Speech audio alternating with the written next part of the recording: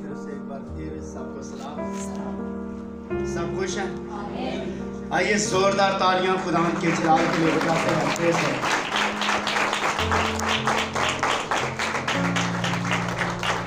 क्या मेरी बहनें कलाम सुनने के लिए तैयार हैं? मेरे भाई कलाम सुनने के लिए तैयार हैं?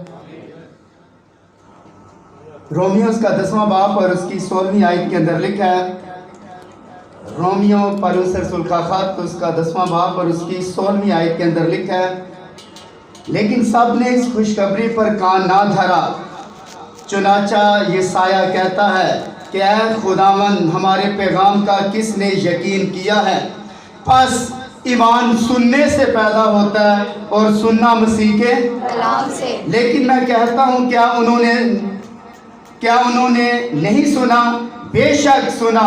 चुनाचा लिखा है कि उनकी आवाज़ तमाम रूहे ज़मीन पर और उनकी बातें दुनिया की इंतहा तक पहुंची। आमीन। सब तशरीफ रखिए।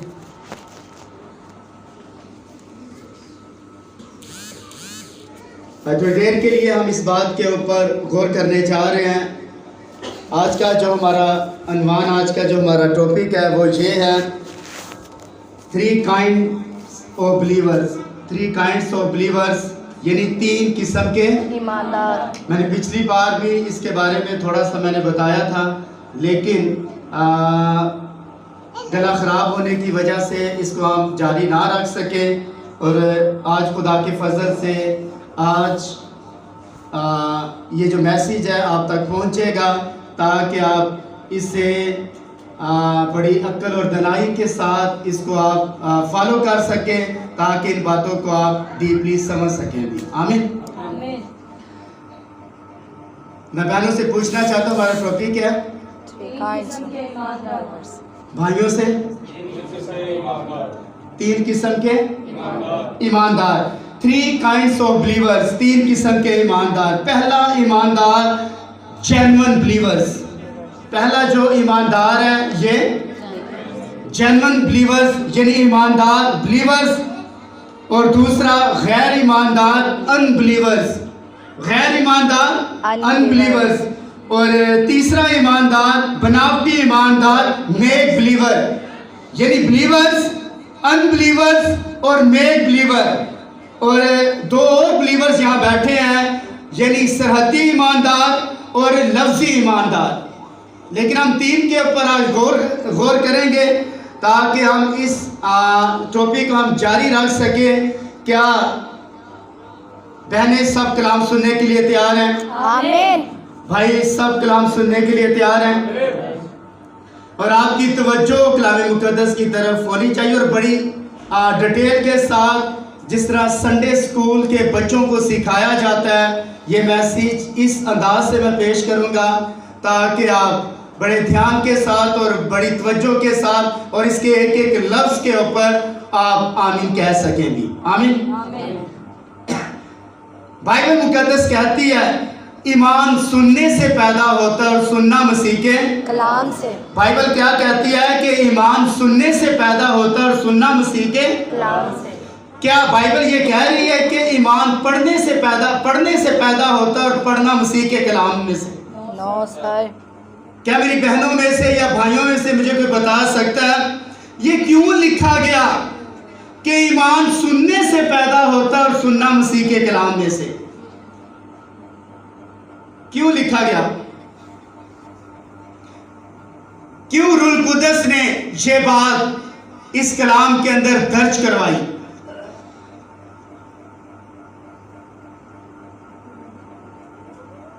जी, बहनों में से या भाइयों में से अगर कोई बताना चाहता है या उसके दिल के अंदर बात है तो वो खड़ा होकर बता सकता है। क्यों ईमान का ताल्लुक सुनने के साथ है, पढ़ने के साथ नहीं है? आपके ख्वासा खमसा जो है, जो हवास है आपके, पहला हवास सुनना, दूसरा देखना, तीसरा, चौथा और 5वां महसूस करना। ये 5 हवास जो है सुपर सेंस नहीं कहलाते। ये 5 जो हवास हैं ये सुपर सेंस नहीं है। यानी सुनना, देखना, देखना, सूंघना सूंघना, चखना और महसूस करना। और महसूस करना। और इसी तरह आपकी जो स्पिरिट आपके अंदर है उसके भी 5 ही हवास हैं, उसके भी 5 हवास हैं और इस बॉडी के भी 5 हवास हैं। वो हवास जो है वो कुछ और इस्तेमाल के लिए होते हैं, लेकिन ये जो हवास है ये जमीनी लोगों के साथ राब्ता रखने के लिए आपको 5 हवास दिए गए हैं। लेकिन सुपर सेंस, ये हवास हर आदमी के अंदर नहीं है। सच। सुपर सेंस, ये हवास आदमियों के अंदर नहीं है। और मैं आपसे पूछना चाहता हूं, क्या आपके अंदर सुपर सेंस है या नहीं? क्या होता है सुपर सेंस?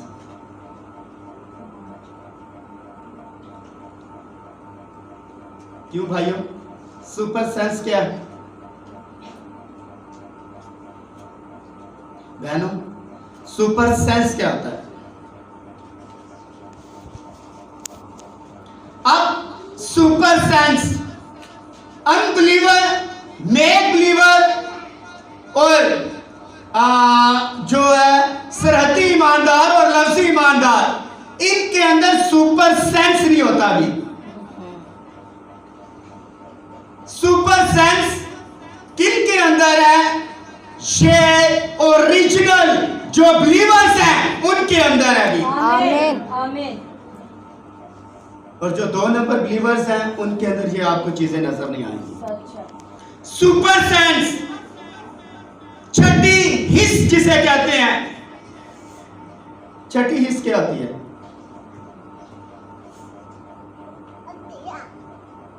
बेटा छठी हिस्स क्या होती है? हाँ, ईमान। छठी हिस्स जो है ये ईमान है। और सुपर सेंस क्या है? एक बार यीशु मसीह एक दरख्त के पास गए और ऊपर से क्या था वो? उसकी रंगत कैसी थी? हरा भरा, हरा भरा, शादाब, जबरदस्त किस्म का, और ताजगी उसके पत्तों से नजर आ रही थी। लेकिन उसकी जिंदगी के अंदर फल नहीं था, फल नहीं था। लेकिन उस सुपर सेंस ने जो ही ऑर्डर किया, मौत किसके अंदर चली गई? दरख्त के कौन से हिस्से में जाकर बैठ गई? जड़। हाँ, जड़ में। ऊपर क्या था? हरा भरा। हरा भरा। सुपर सेंस, कामिल ईमान, आमीन। परफेक्ट फेथ, आमीन। याद रखे हर आदमी के अंदर नहीं है। और मौत जड़ों के अंदर चली गई और कुछ ही लम्हे के बाद याद रखे वो सारा का सारा जो दरख्त था सारा सो गया। अब सुपर सेंस क्या है? कामिल ईमान। कामिल ईमान। कितने लोग हैं जिनके अंदर कामिल ईमान है? परफेक्ट फेथ, जो पहाड़ों को हटा देता है, जो कहता है इस तूर से उखड़कर समुंदर में लग जा तो वह आपका कहना मानेगा। सुपर सेंस, जिनके अंदर कामिल ईमान है, वो 100 साल के भी हो जाएं, लेकिन याद रहे कि उनका ईमान है कि खुदा किसी सुलभ से इसहाक पैदा करेगा। आमीन। आमीन। आमीन। आमीन। और जिनके पास सुपर सेंस नहीं है, याद रखें वो फिर नाउमीद रहते हैं, उनकी औलाद नहीं होती, वो याद रखे डामाडोल रहते हैं सारी जिंदगी। लेकिन जिनके अंदर सुपर सेंस है, हिकमत है, वो कभी भी कमजोर नहीं होते भी। आमीन। आमीन। सुनिए, एक सच्चा ईमानदार और एक हकीकी ईमानदार सिर्फ कलाम पढ़ने से बनता है या सुनने से बनता है? भाई हमें चर्च आने की ज़रूरत नहीं। आपके नेगेटिव लफ्ज़ जो है याद रखें, वो कहते हैं हमें भी चर्च आने की ज़रूरत नहीं, हम टेलीविज़न के ऊपर कलाम सुन लेते हैं, हमारे पास मोबाइल है, हम इनके ऊपर सुन। ये चर्च खुदा ने किसके लिए रखे? और सबसे उत्तम बात, खादम किसके लिए रखे हुए हैं? ये रोटियां खाने के लिए नहीं बैठे हुए, ये आपसे पैसे पूसे लेने के लिए नहीं यहाँ आए। किसके लिए यहाँ खुदा ने मुकर्रर किए हैं?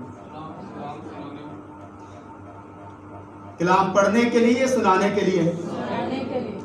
खुदा ने ये एक फार्मूला मसीही लोगों को दिया कि बस ईमान सुनने से पैदा होता और सुनना मसीह के कलाम से। जितना मर्जी आप बाइबल को पढ़े, आपके अंदर ईमान पैदा नहीं हो सकता। सच्चा। जितना आप खुदा के कलाम को सुनते हैं, आपके अंदर ईमान पैदा होगा। अभी कलाम बाइबल पढ़ते हैं, आपके अंदर नॉलेज आता है। नॉलेज, जितनी भी स्टोरीज हैं और जितने भी वाक़यात आपके ज़हन के अंदर आ जाते हैं, लेकिन जब खादम उनकी तशरीह करता है या उनको खोल कर आपके सामने भेद बताता है, आपके अंदर ईमान पैदा होता है। आमीन आमीन। सुनिए, जब के शागिर्दों की तरह जैसे इन्होंने ईमान रखा, बस ईमान सुनने से पैदा होता और सुनना खुदा के कलाम से। और खुदा का जो कलाम है, ये कौन है?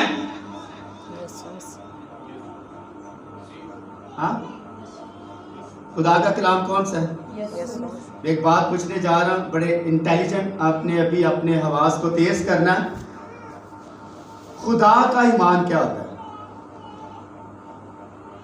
खुदा का ईमान एक होता है आपका ईमान, एक होता है unbelievers, make believer and original जो बिलीवर्स हैं वो। एक होता है खुदा का ईमान। खुदा के अंदर भी ईमान है या नहीं?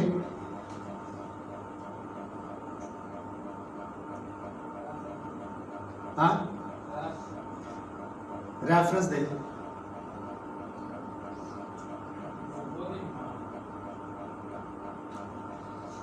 शाबाश, नजदीक आया, पतरस साहब नजदीक आ गए। जी जवेद साहब।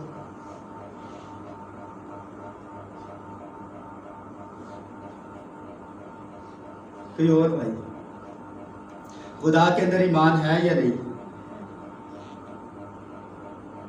देखिए, ये बिल्कुल सादा बातें हैं जो हमने ना तो हम पढ़ते हैं और ना सुनते हैं। खुदा ने खादम इसीलिए मुकर्रर किया है। 5 खिदमतें हैं। नंबर 1, नंबर 2, नंबर 3, मुबशर। Number 4, number 5।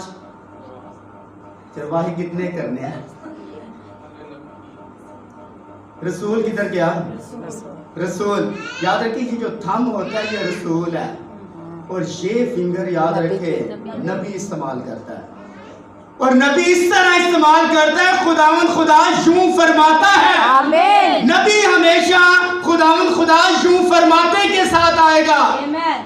और मिडल वाली मुबशर। सबसे बड़ी फिंगर कौन सी है? मिडल। ये किसकी खिदमत है? मुबशर की। ये मुबशर की है। और खिदमत याद रखे, मुबशर की चर्च के अंदर नहीं होती। मुबशर की खिदमत याद रखे चर्च से बाहर है। लोगों को चर्च के अंदर लेकर आना रिस्पॉन्सिबिलिटी है इसकी, जिम्मेदारी है इसकी। और ये हाँ, उस्ताद की। ये किसकी है? ये चरवाहे की है। ये जो फिंगर है याद रखिए, ये किसकी है? चरवाहे की। ये फिंगर, अब हाथ याद रखे, सारी फिंगर अलग हो सकती है। और इसके अंदर याद रखें, शादी के दिन आप इसके अंदर डालते हैं रिंग, या इसके अंदर या अंगूठे के अंदर? किसके अंदर? किसके अंदर रिंग डालते हैं? हाँ, इसके अंदर। और ये आप इस तरह एंगल करें जरा सब, इसको मिडल में रखें। देखिए ये इस तरह, ये फिंगर अलग हो गई, बाकी जुड़ी है सारी। ये जुड़ गई, इसको अलग हो गई। ये भी अलग हो सकती है, बाकी ये भी अलग हो सकती है। अंदर वाली भी थोड़ा स्पेस आ सकता है। इसको मुझे अलग करके दिखाएं चरवाहे की। कोई है कोई यहाँ अलग कर सके? जितना मर्जी आप जोर लगा लें, ये अलग नहीं हो सकती। और अलग करने के लिए याद रखें, आप बथेरे इस तरह करें तो उस तरह हो सकती है, लेकिन जेन्युइन तरीके से आप अलग नहीं से कर सकते हैं। चरवाहा आपको खुदा के साथ इस तरह जोड़ता है। आमीन आमीन खुदा चरवाहा याद रखे आपको खुदा के साथ इस तरह जोड़ देता है कि दुनिया की चीजें आपको अलग नहीं कर सच सकती। है ये चरवाहे की असीम खिदमत होती है। सर और जितना याद रखे आप खुदा के कलाम को सुनेंगे, आपके अंदर परफेक्ट फेथ पैदा होता है। ईमान का क्या मतलब है? अनदेखी चीजों का सबूत। ईमान का मतलब है तवक्कल करना, भरोसा करना, यकीन करना। ईमान की डेफिनेशन क्या है? अनदेखी ईमान की तारीफ क्या है? ईमान की तारीफ ये है, अब ईमान उम्मीद की चीज़ों का एतमाद और अनदेखी चीज़ों का सबूत। खुदा यहाँ बैठा हुआ है, आमीन फरिश्ते यहाँ मौजूद हैं। आमीन किसने आपको बताया कि फरिश्ते यहाँ मौजूद हैं? छठीर सने हाँ? क्या 5 हवास ने आपको बताया कि आप देख रहे हैं, सूंघ रहे हैं, चख रहे हैं और सुन रहे हैं? इन चीज़ों ने आपको बताया कि जीसस यहाँ मौजूद है और फरिश्ते यहाँ मौजूद हैं? नो सर किसने आपको बताया? छठीर ये सारे ईमान ने आपको बताया है। Amen. क्योंकि ईमान कहता है जहाँ 2 या 3 मेरा नाम लेंगे वहां मैं मौजूद हूँ। Amen. और खुदा यहाँ मौजूद है। यस आमीन हालेलुया इसलिए आपको ईमान जो है ये आपको उस लेवल के ऊपर लेकर चला जाता है जहां याद रखें आप मफ़को अल फितरत काम करते हुए आपकी आंखें देखती हैं। आमीन। और सुनिए, पतरस ने एक बार बयान दिया था कि ऐ खुदावंद हम किसके पास जाएं? हमेशा की जिंदगी की बातें तो आमीन आमीन और हम ईमान और जान गए कि तू ही मसीह जिंदा खुदा का बेटा और खुदा का कदूस है। और सुनिए इस बात को, अब एक हकीकी ईमानदार दुनिया की रीत के मुताबिक कोई इंटेलिजेंट नहीं होता, सही नहीं होता। दुनिया की रीत के मुताबिक याद रखें, एक ईमानदार कभी इंटेलिजेंट या इतना पढ़ा लिखा या इतना ज़हीन नहीं होता। बात पढ़े लिखे की नहीं है कि मुझे बाइबल पढ़नी नहीं आती, मुझे याद रखे बाइबल का लफ्ज़, मैं इसलिए बाइबल नहीं पढ़ता क्योंकि मुझे लफ्ज़ बड़े मुश्किल है अंदर, मैं इसलिए बाइबल नहीं पढ़ता। ये शैतान आपके जहन के अंदर बात डालता है। बाइबल पढ़नी आती है या नहीं आती, इससे याद रखे, लेकिन आपकी तहरीक खुदा के साथ होनी चाहिए। अय्यूब के पास बाइबल थी, नो सर इब्राहिम के पास बाइबल थी, इसहाक, याकूब, मथुसेला, शाद और ईमानदार जो गुजरे हैं, क्या उनके पास बाइबलें थी? सार उनके पास बाइबलें नहीं थी, लेकिन उनका राब्ता डायरेक्टली खुदा के साथ है। इसलिए तो फिरे नहीं है। उनके पास पढ़ने को बाइबल ना थी, लेकिन याद रखें उनके पास तहरीक थी, तहरीक विजन था। और आपके पास बाइबल है लेकिन आप पढ़ते ही नहीं हैं। बाइबल आपको क्यों दी गई है? चर्चों के अंदर क्यों रखी जाती है या क्यों आपके घरों के अंदर है? क्यों बाइबल आपके पास होनी चाहिए? आपको पढ़ना आता है या नहीं आता, लेकिन अपनी बाइबल अपने साथ लेकर आया करें। आमीन। और सुनिए, वो इस तरीके का तालीम याफ्ता शख्स नहीं हो सकता जिस तरह ये लोग कहने की कोशिश करते हैं कि आपको होना चाहिए। हमारे पादरी साहब ने 10 साल कोर्स किया है, हमारे पादरी साहब ने 15 साल कोर्स किया है, हमारे पादरी साहब के पास डॉक्टर की डिग्री है, वो तो बिशप है। लेकिन ईमानदार को इन चीजों के साथ कोई लगाव नहीं होता यार। उसका यकीन और उसका भरोसा खुदा के ऊपर होता है। आमीन आमीन। डिग्रियां आपके ईमान को बढ़ा नहीं सकती, जितनी मर्जी डिग्रियां ले ले, आप मुर्दा जिंदा नहीं कर सकते। आप बंदे को शिफा नहीं दे सकते डिग्रियां लेकर। आप याद रखें, परफेक्ट फेथ से मुर्दा जिंदा कर सकते हैं। आपके पास डिग्री है या नहीं, परफेक्ट फेथ आपके पास होना चाहिए। मैं इतना पढ़ा लिखा हूं, मैंने ये किया, मैंने ये किया। सर आप जितना मर्जी आप कुछ कर लें, लेकिन सर आप एक आदमी को भी शिफा नहीं दे सकते। मेरी बात समझाइए आपको। आमीन। और सुनिए, बाइबल मुकद्दस कहती है कि ये दोनों बातें उसमें थी। यानी पतरस इंटेलिजेंट नहीं था, ज़हीन नहीं था। लोग उसके बारे में क्या रिमार्क्स दे रहे थे? ये तो अनपढ़ है, इसे तो पढ़ना ही नहीं आता, और ये तो मछेरा है। क्या आप कराची बंदरगाह में या जो कश्तियां वगैरह चलाते हैं, जो मछेरा है, आप 10 मिनट याद रखें उस कश्ती के अंदर ही बैठ सकते हैं, इतनी स्मेल आती है।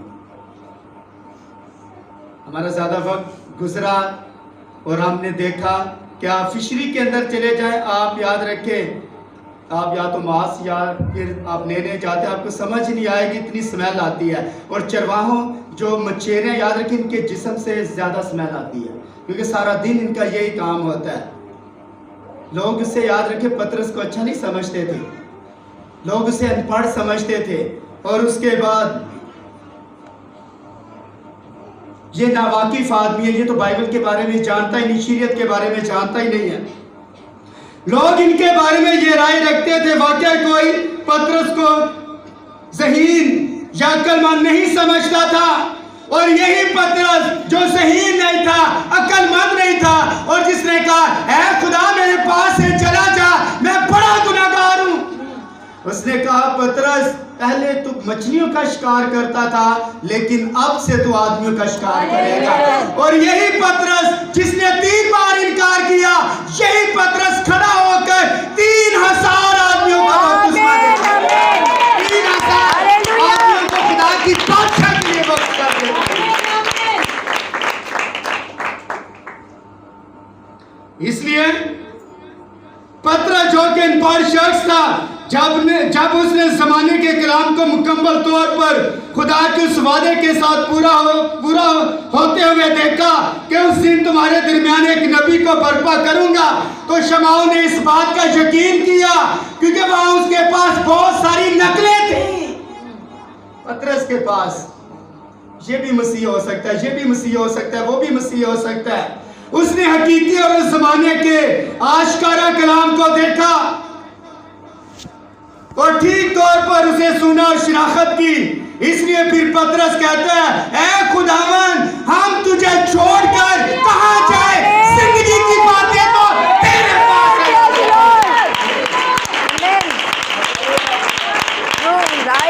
जान गया, लेकिन जो जिनके पास डिग्रियां थी, फकी फरीसियों के पास, पहचाना उसको? और आज भी याद रखें, जो मिडिल क्लास के लोग होते हैं वो मसीह को जानते हैं। और जो पढ़े लिखे हैं, जो ऑफिसर हैं, जो बड़े बड़े याद रखें कुर्सियों के ऊपर बैठे हैं, वो अपनी हिकमत के साथ उसे तलाश करते हैं। लेकिन मसीह हिकमत के साथ नहीं, मसीह ईमान के साथ तलाश करते हैं। आमीन। फकीर फरीसी, पढ़े लिखे लोग जिनके पास डिग्रियां थी, डॉक्टर की, बाइबल की डिग्रियां, बड़ी बड़ी डिग्रियां थी, वो लोग याद रखें अपने जमाने के नबी को पहचानने में नाकाम रहे। यीशु मसीह को पहचाना उन्होंने। आज याद रखें, पता आपका ज़हन क्या है? मुझे अबरानी आनी चाहिए।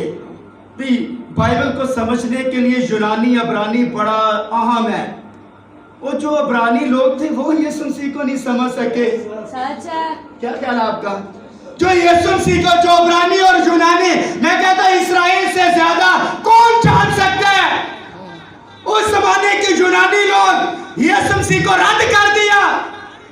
और सर अबरानी यूनानियों के साथ या इंग्लिश बोलने से या बड़े बड़ी अच्छी ज़बानें बोलने से या तलफ़्फ़ुज़ अच्छे बोलने से मसीह को आप जान नहीं सकते। मसीह को जानने के लिए फक्त इतना ही काफ़ी होता है, ज़िंदगी की बातें उसी के पास हैं। बस ईमान लेकर आए कि ज़िंदगी की बातें यीशु मसीह के पास हैं। आमीन। क्या समझे? हालेलुया। ये कब हुआ? पतरस ने कब बोला कि ऐ खुदा, जिंदगी की बातें तो तेरे पास है? ये कब हुआ? ये तब हुआ जब वो भीड़ ईमानदारों के दरमियान गैर ईमानदारों और बनावटी ईमानदारों में तकसीम हो रही थी। ये पतरस ने बोला है खुदा, उसने कहा लोग मुझे क्या कहते हैं? कुछ ने कहा कि एलिया, कुछ कहता है कि नबियों में से कोई नबी जी उठा है, कोई मूसा, कोई कुछ कह रहा है तुझे। उसने कहा दूसरों की बात छोड़ो, तुम मुझे क्या कहते हो? उसने कहा तू जिंदा खुदा का बेटा मसीह तुझे। उसने कहा ये बात पतरस तूने नहीं, ये बात खून और गोश्त ने नहीं बल्कि आसमानी बाप ने, मेरे आसमानी बाप ने तेरे ऊपर जाहिर किया है कि मैं जिंदा खुदा का बेटा मसीह हूँ। और सुनिए, और वहां लोगों के उस हजूम में ये तीनों किस्म के लोग खड़े थे, ईमानदार, गैर ईमानदार और बनावटी ईमानदार वहां मौजूद थे। और हर घर के अंदर, हर चर्च के अंदर, हर सेमिनार के अंदर, हर कन्वेंशन के अंदर, हर जगह तीन किस्म के बंदे आपको मिलेंगे, ईमानदार, गैर ईमानदार और बनावटी ईमानदार। और यहाँ जो बैठे हैं और जो व्हाट्सएप के ऊपर सुन रहे हैं और जो यूट्यूब के ऊपर सुन रहे हैं और जो हमें याद रख के लाइव सुन रहे हैं, वो भी याद रख के अगर वो सुन रहे हैं और वहां भी याद रख के तीनों किस्म के बंदे बैठे हुए हैं। मेरी बात आपको समझ आ रही है? यस। अब यहाँ कितने किस्म के बंदे बैठे हैं इस पंडाल के अंदर? 3 किस्म के।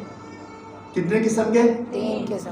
इस चर्च के अंदर कितने किस्म के बंदे बैठे हैं? 3। नंबर 1, ईमानदार, नंबर 2, गैर ईमानदार, नंबर 3। बनावटी ईमानदार।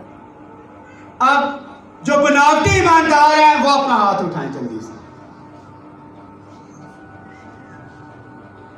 आप कहेंगे हैं मैं हूं। गैर ईमानदार अपना जल्दी से जरा हाथ उठा ले, और उठाएंगे आप ईमानदार के ऊपर भी नहीं। ईमानदार अपना हाथ उठाएं, कितने बैठे?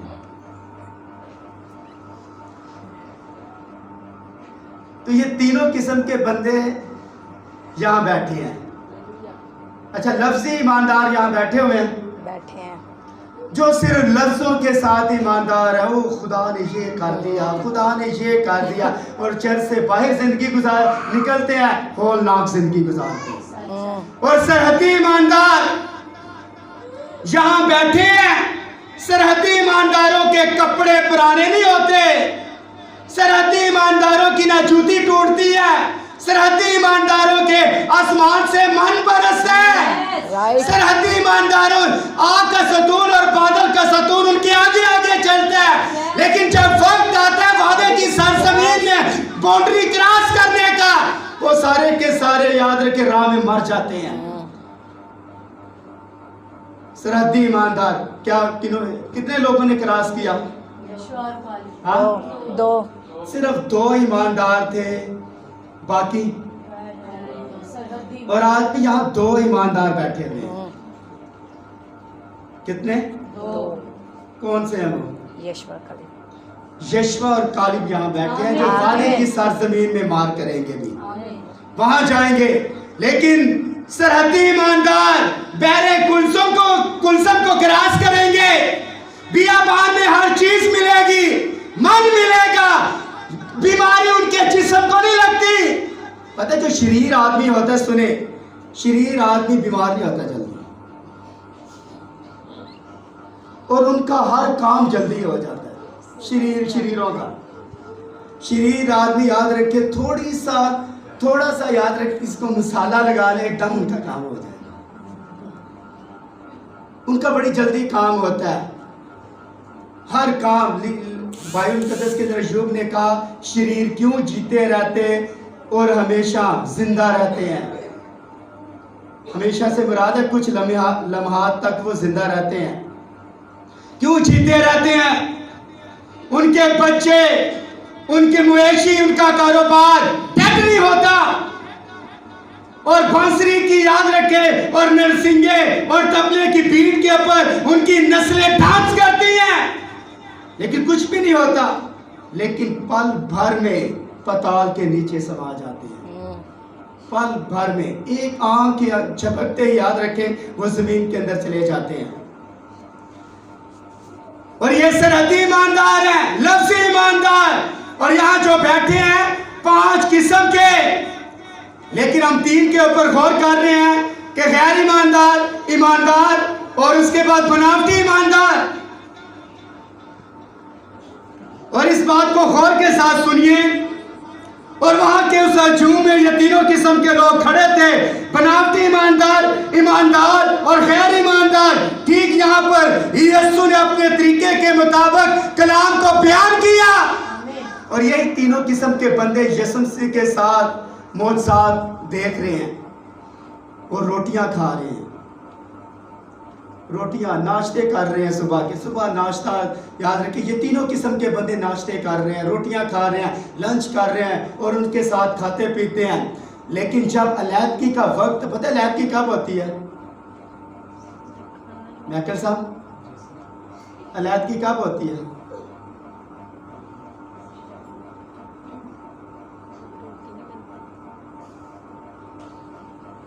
दूसरे माइकल साहब। माइकल का मतलब होता है माइकल, मिकाइल, और मिकाइल का मतलब होता है खुदा की मानिब। इसका लफ्ज़ी मतलब है खुदा की मानिब। तो मैं दूसरे माइकल साहब से पूछना चाहता हूँ, क्या आप ये बात समझ रहे हैं जो मैं कहना चाह रहा हूँ? क्या मैंने सवाल किया? लगता है अब मैं बूढ़ा हो गया। ठीक है, अलैदगी कैसे होती है? और भाइयों में से, बहनों में से, सिस्टर अरशाद, किस तरह अलैदगी होती है? जब से सच्चाई को डिलीवर किया जाता है, जब तक आप रोटियां खाते रहते हैं और जब तक आप नारे लगाते रहते हैं, ठीक है, चर्च जाने तक ठीक है, आप नारे लगाने तक ठीक है, तालियां बजाने तक आप ठीक है, हर चीज याद रखें ठीक है। अलैदगी उस वक्त पड़ती है जब, याद रखें, आप सच्चाई को बयान करते हैं। और यीशु मसीह ने वहां सच्चाई को बयान किया। गैर ईमानदार खड़े थे और उसके बाद ईमानदार खड़े थे, बनावटी ईमानदार खड़े थे। यीशु मसीह ने एक दिन कहा, ये रोटियां खाने वाले लोगों से बात कर रहे हैं, और जो कुछ वहां जो लोग खड़े थे, उसने कहा कि मेरा गोश्त फी अल हकीकत खाने की चीज और मेरा खून पीने की चीज। लिखा है, गैर ईमानदारों ने कहा ये नागवार कलाम है, ये गलत प्रीच कर रहा है, ये गलत बयानी है, ये कलाम को सही बयान नहीं कर रहा। कौन आदमी आदमखोर, याद रखें, किस तरह गोश्त खा सकता है? जो आदमखोर है वो ही खून और ये चीजें खाते हैं, ये हमें किस तरह अपना खून और गोश्त दे सकता है? इस बात ने, याद रखें, उनके छक्के उड़ा दिए और इस बात ने साबित कर दिया गेहूं और कड़वे दाने अलग हो गए, भेड़ें और बकरियां अलग हो गई, गंदी मछलियां और अच्छी मछलियां अलग हो गई। जब सच्चाई सुनने का वक्त आता है, पता बहुत सारे लोग हैं जो चर्च छोड़कर चले जाते हैं। इसका रीजन यह है, जब सच्चाई आप तक पहुंचती है, आप कहते हैं नहीं ये नहीं हो सकता, ये नहीं हो सकता। सर, आपको समझ ना आए या ना आए, ईमानदार हमेशा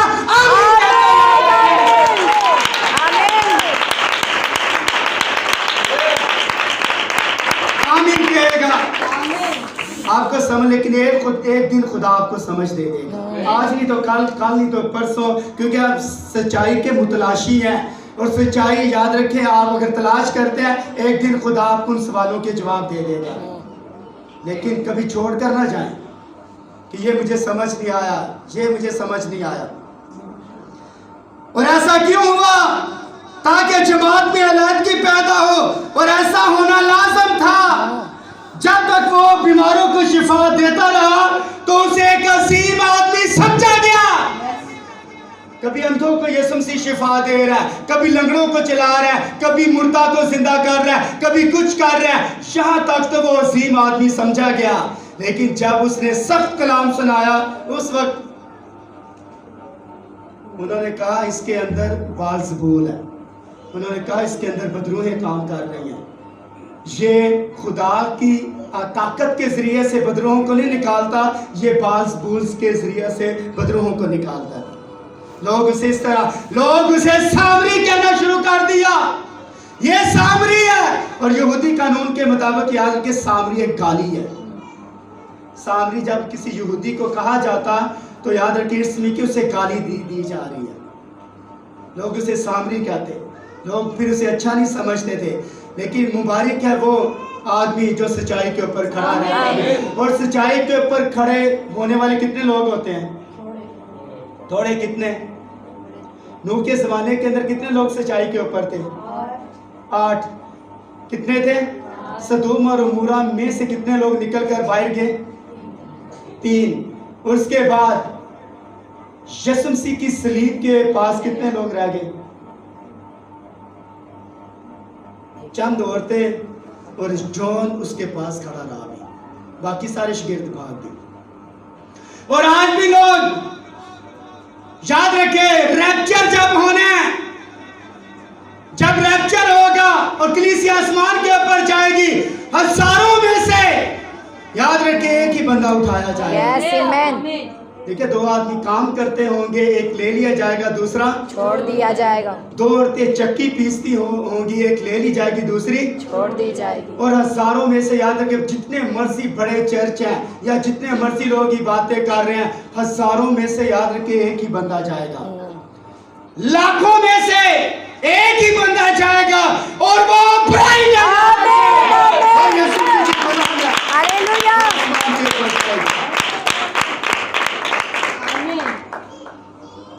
और इस बात में, लेकिन जब वो नबूवत और तालीम पर आया तो इसी बात ने छिलके और गेहूं को अलग अलग कर दिया। समझिए, छिलका गेहूं के चारों तरफ लिपटा होता है, लेकिन तो भी ये गेहूं नहीं कहलाता। छिलका, याद रखे, छिलके की कोई अहमियत नहीं है। और इसी काम में, इसे किसी काम में नहीं लाया जा सकता, इसमें कुछ भी नहीं होता, इसमें जिंदगी भी नहीं होती, और ये गेहूं के साथ ठहर नहीं सकता, गेहूं के साथ वारिस नहीं हो सकता। अब ध्यान दें, पतरस कायल हो गया और कहा कि ये वही मसीह है जिसका हम इंतजार कर रहे थे। अब इससे कोई फर्क नहीं पड़ता कि बाकी सब ने क्या कहा, इससे कोई फर्क नहीं पड़ता कायनों ने क्या कहा। पतरस को इससे कोई गरज नहीं, कलीसिया क्या कहती है, पतरस को इससे गरज है, जिंदगी की बातें तो ये सुनने में पतरस, याद रखे, ईमानदार है, और ईमानदार हमेशा किसके ऊपर खड़े रहते हैं? हाँ, ईमानदार शख्स की निशानी क्या है? ईमानदार शख्स की निशानी क्या है पता है? जब वो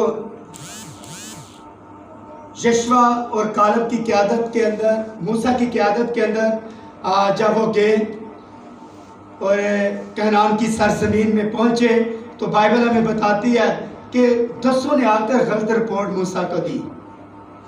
10 ने, उसने कहा नहीं नहीं, उनके तो काती बहुत लंबे हैं, वो तो जबार टाइप है, जेंटाइल्स हैं, वो तो बड़े बड़े ऊंचे आदमी हैं, हम उनके सामने ठहर नहीं सकते। यशवा और कालेब ने मूसा से कहा कि हम उन्हें फतह कर लेंगे, लेकिन 10 ने आकर क्या रिपोर्ट दी? ईमानदार जो शख्स होता है, याद रखें, वो हर बात के ऊपर बिलीव करता है। ईमानदार शख्स कहता है जिंदगी की बातें तो तेरे पास है, और याद रखें, ईमानदार शख्स की ये खुसूसियात है कि वो हमेशा मुकाशफे के साथ खड़ा रहता है, सच्चाई के साथ खड़ा रहता है। और ये बात जब पतरस ने कही, उन्होंने कहा खुदा मुझे छोड़कर कहां जाए, क्योंकि भाई तू ही है जिसके पास जिंदगी की बातें हैं, क्योंकि उसके पास सिर्फ जिंदगी की बातें नहीं थी, बल्कि वो जिंदगी का कलाम था। समझ गया कि वो जिंदगी नहीं, जिंदगी का कलाम। राइट सर, क्या समझे? Yes amen. इसलिए ईमानदार जो शख्स है, ईमानदार खुदा की बात का यकीन करता है। आप नूह को देखें, वो बड़ा जबरदस्त किस्म का ईमानदार शख्स गुजरा है। उसने किस बात का यकीन किया? कि तूफान सारी, याद रखें, उस वक्त दुनिया के सही तरीन, याद रखें, शख्स वहां मौजूद थे, और जो मौसम के बारे में जानते थे, याद रखें, वो बड़े इंटेलिजेंट वहां लोग मौजूद थे। मुझे ये बताएं, आज इंटेलिजेंट लोग ज्यादा हैं या आदम के ज़माने से, जब वो आदम की नस्लें चली और उसके बाद नूह का ज़माना आया, उस वक्त लोग इंटेलिजेंट थे या आज इंटेलिजेंट? हाँ, लोग उस वक्त ज़हीन थे या अब ज़हीन है? हाँ, उस वक्त पता है, जब काइन की नस्ल पैदा हुई तो काइन की नस्ल ने धातुओं का काम करना शुरू किया, धातुओं का, लोहे के तेज हथियार बनाए, वेपन बनाए। मशीनें थी, क्या था उनके पास? मैं आपको किसी दिन ये करवाऊंगा यहाँ एक स्टडी कि उनकी नस्लें याद रखें, ऐसा काम कर रही थी आपकी सोच भी नहीं है। और यीशु मसीह ने कहा जिस तरह नूह के ज़माने के अंदर हुआ, मसीह के आने से पहले इसी तरह नूह के ज़माने में जिस तरह हुआ, उसी तरह मसीह के आने से पहले होगा भी। जिस तरह नूह के ज़माने के अंदर हो रहा था, वहाँ लोग याद रखें, बाइबल मुकद्दस के अंदर लिखा है लोगों ने अपनी मर्जी से वहाँ शादियाँ की हैं।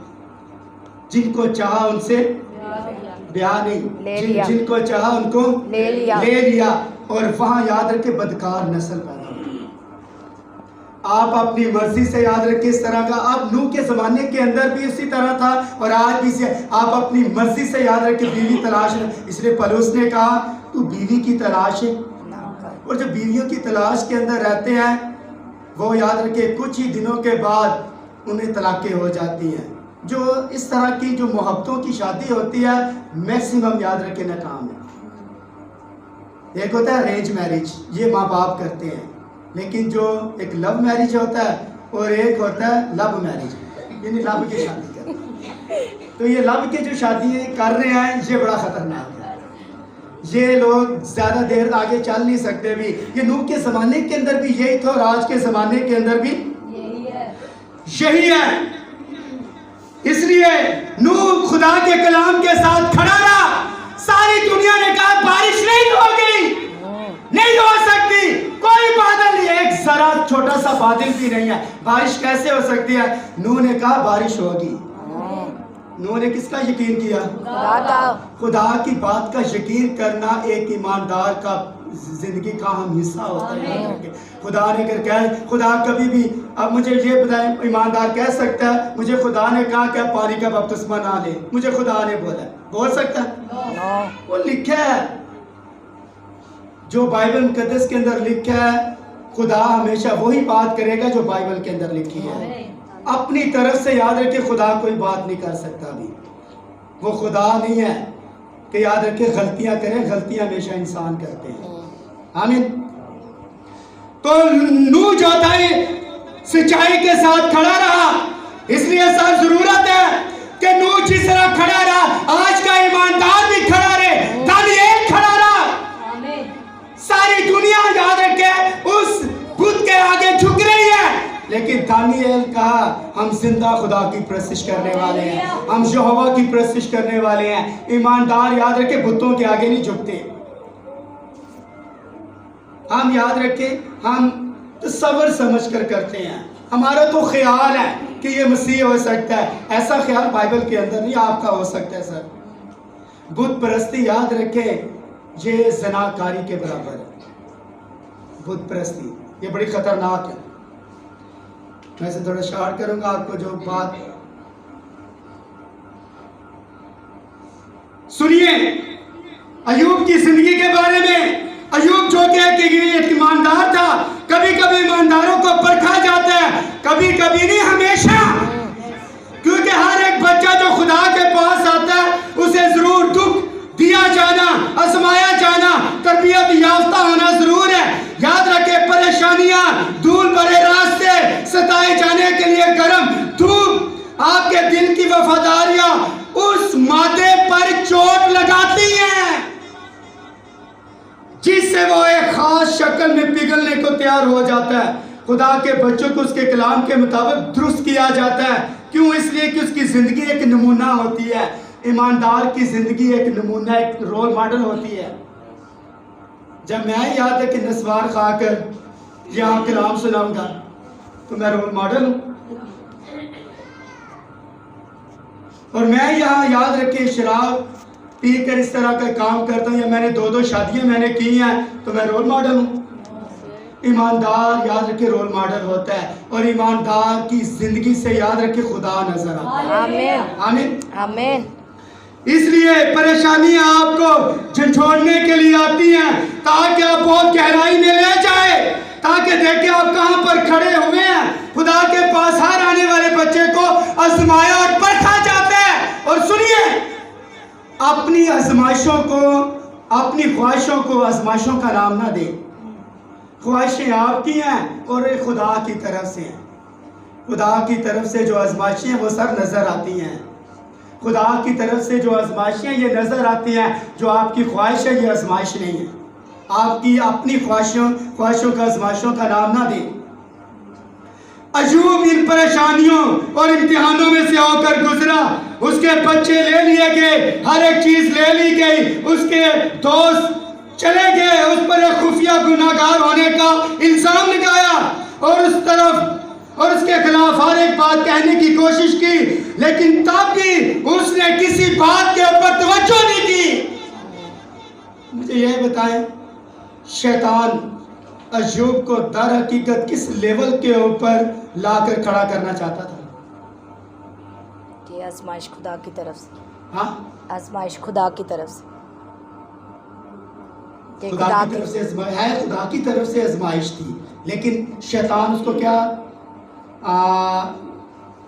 उसके माइंड को क्या समझाना चाहता था कि ये जो कुछ हो रहा है ये कौन कर रहा है? खुदा। सुनिए, उसने खुदा की मांगों को पूरा किया और वो जान गया था और इस बात की जरूरत नहीं थी कि शैतान उसे आजमाने की कोशिश करे, और वो जान गया था वो शैतान है। खास बात सुनिए, अय्यूब को शैतान ये यकीन दिलाना चाहता था कि उसकी ये बीमारी उसके खुदा ने भेजी है। मतलब वो रात के डेर के ऊपर जब बैठा हुआ था तो उससे ये बार बार आकर कह रहा था, ये बीमारी याद रखे खुदा ने तुझे लगाई है, तेरे बच्चे खुदा ने मारे हैं, ये सब कुछ मवेशी खुदा ने मारे हैं, सब कुछ याद रखे इब्लीस उसके ज़हन के अंदर। और यही बात याद रखे आपको बताता है, जब आजमाइश आती है तो पता इब्लीस आपके ज़हन के अंदर क्या डालता है? पता अक्सर आप कह दे सारी मुसीबत खुदा ने साढ़े लिए रखी ने, कहते हैं ना, तो ये किसने बोला? जो कुछ अय्यूब के ऊपर अप्लाई ना कर सका वो आपके ऊपर अप्लाई कर देगा। आपको ये यकीन दिलाता है आपका बच्चा मर गया, आपको यकीन दिलाएगा ये खुदा ने मारा। आप बीमारी है, कोई परेशानी आपको लग जाती है, कोई रोग लग जाता है, आपको यकीन दिला देगा। आप अक्सर भाई दे बार बार एक्सीडेंट होता है, मैं भी सोचता हूँ कि ये शैतान खुदा ही करवा रहा है। पता इस तरह हमारे जहनों के अंदर ये इब्लीस हमें यकीन दिलाने की कोशिश करता है ये सब कुछ खुदा कर रहा है। ऐसा नहीं है, उसकी यह बीमारी उसके खुदा ने भेजी है, इसलिए वो अय्यूब को सर्व लगाता रहा। लेकिन तब अय्यूब पर वो मुकाशफा जाहिर हुआ कि उसे तकलीफें देने वाला खुदा नहीं, बल्कि वो सिर्फ अपनी आजमाइशों में से गुजर रहा है ताकि उसे कुछ बनाया जा सके। इसलिए ये काम खुदा नहीं कर रहा, बल्कि ये काम शैतान कर रहा है। और सुनिए, आज भी बिल्कुल ऐसा ही है। शैतान आपको ये बताने की कोशिश करेगा कि आजमाइशें और ऐसी चीजें आपका खुदा आपके ऊपर आपको सजा देने के लिए आयत कर रहा है। ये ऐसा नहीं जनाब, ये शैतान ऐसा कर रहा है। और ये सब कुछ जो कर रहा होता है, याद रखिए ये शैतान करता है। ईमानदार सिर्फ याद रखे कलाम के साथ खड़ा होता है। और आखिरी हरबा जो इस्तेमाल किया उसने उसकी बीवी ने आकर का खुदा की तकफीर कर और मर जा। आखिरी याद रखा वार उसकी बीवी का था कि मर जा, इतना बेहतर है कि तू मर जा और खुदा की तकफीर कर, उसे बुरा भला कह दे। उसने कहा तू नादान औरतों जैसी बात करती है, तू नादान नहीं। याद रखे अय्यूब की बीवी नादान नहीं थी, बड़ी समझदार औरत थी। लेकिन आज अय्यूब की बीवी नादान औरतों की बातें कर रही है, डिग्रेड करने की कोशिश कर रही है।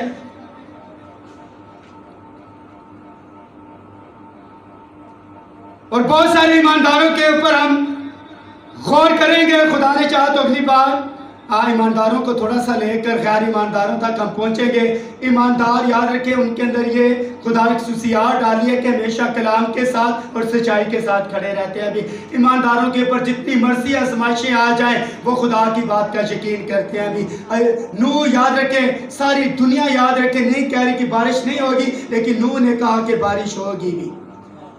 जो बाइबल कहती है उसके ऊपर आमीन करें। और जो बाइबल ईमानदार, गैर ईमानदार और बनावटी ईमानदार, ये बाइबल मुकद्दस के अंदर खुदा ने चाहा तो अगली बार इसको हम बड़ी प्रॉपर तरीके के साथ हम देखेंगे।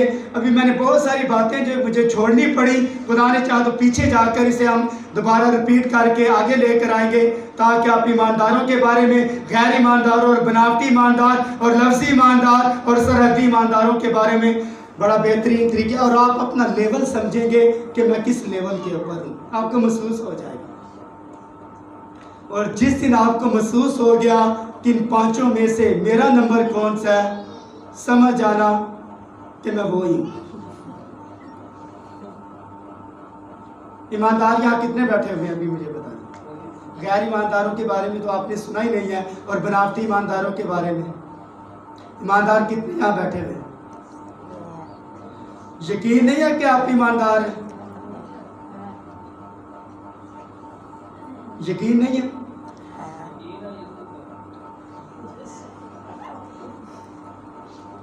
आपको यकीन है कि आप ईमानदार हैं? आमीन। कैसे यकीन करेंगे? ईमान सुनने से पैदा होता है, जितना आप सुनेंगे आप उतने ईमानदार होते जाएंगे। और ईमानदार की निशानी ये है, बेशक यहाँ जितने मर्जी ईमानदार बैठे हैं, ईमानदार हमेशा बाइबल के ऊपर बिलीव करते हैं सर, और बाइबल की हर बात के ऊपर जिस तरह आप आमीन कह रहे हैं वो इसी तरह आमीन कहते हैं अभी। और आमीन दर हकीकत आमीन ये नहीं है जो आप कह रहे हैं, आमीन यीशु मसीह। आमीन। और अगर यीशु मसीह आमीन है, आमीन का मतलब होता है, एक होता है आमीन सुम आमीन। ज़बूरों के अंदर एक लफ्ज़ आया है आमीन सुम आमीन, यानी आमीन मैंने इसे कबूल किया, आमीन यानी कबूल करना। और याद रखें किसी को आप कबूल नहीं करते, सिर्फ यीशु को कबूल करते हैं, उसके कलाम को कबूल करते हैं। खुदा आपको बरकत दे और आपको